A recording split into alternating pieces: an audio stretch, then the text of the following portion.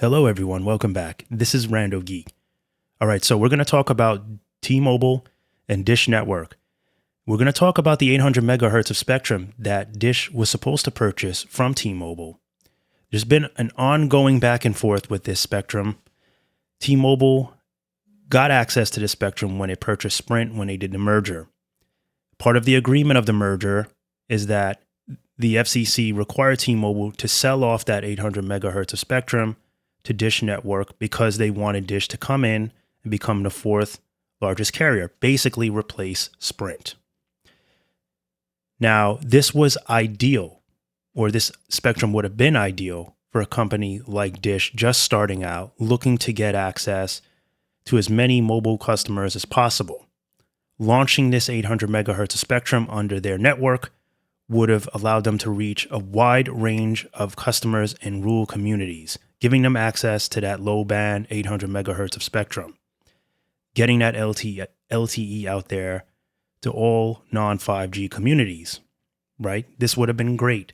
This is the perfect opportunity to get your footprint into the door and reach the world of customers that are just not getting access to strong wireless service. This would have put them on the map there. That was the whole point of this. Not that Dish Native isn't doing good, but there's a world of people that don't have access to 5G. They just want to get access to any kind of strong wireless connection.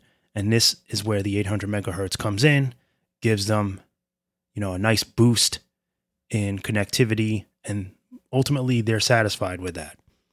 Anyway, Dish has admitted that they're no longer going to be able to purchase that spectrum due to financial concerns. That was the issue all along. Dish has been very sluggish with this opportunity because they claim that they don't have the money. They've blamed the pandemic. They've blamed customers not, spending as much money. Basically, whoever they could point their finger at is what they were doing. The deal was supposed to cost $3.59 billion. Dish paid $100 million in October or somewhere around there to satisfy T-Mobile's concerns in regards to Dish's financials. T-Mobile knew Dish would not be able to come up with the money by April 1st of 2024, so they wanted a down payment to just kind of play ball. With that being said, Dish has announced that not only will they not be able to purchase the 800 megahertz of spectrum, they're concerned as to whether or not they can keep operating as a business. They filed a SEC. There was a SEC filing with its large debt due this year. Dish says that the substantial doubt on its future, that there is substantial doubt on its future financially. So what does this mean? Well, this means that Dish could be heading towards bankruptcy.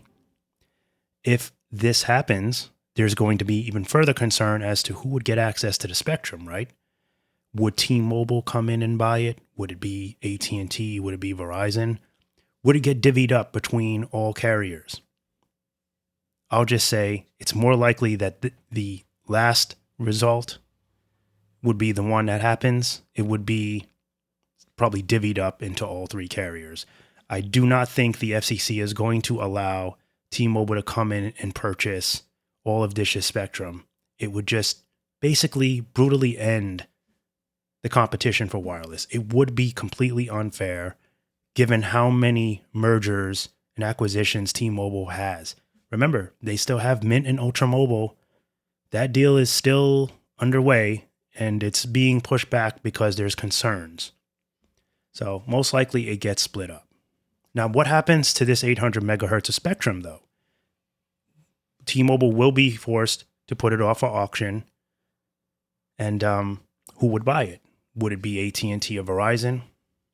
I don't know. I don't think at&t and Verizon really want it.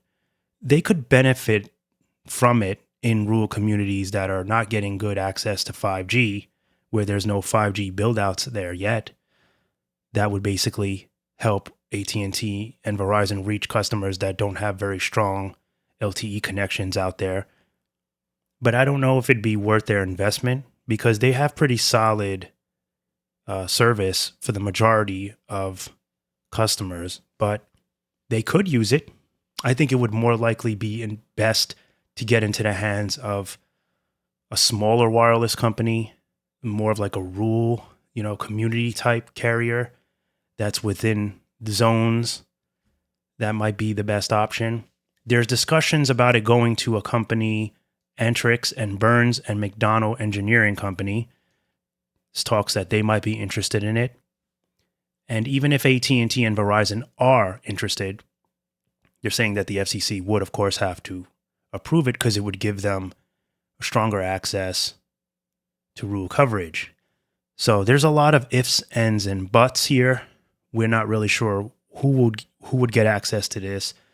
I'm sure there's going to be more contenders that step up to the plate as well that want to make an offer and get their hands on it too. Like I said, there's probably going to be a lot of small companies that come in. But, we'll definitely keep you updated with this. Feel free to comment down below your thoughts on the whole situation, who you think might want access to this spectrum, who might benefit most to the spectrum if it was given to them. As always, thank you guys so much for stopping by and watching, and I'll catch you in the next one. Bye for now.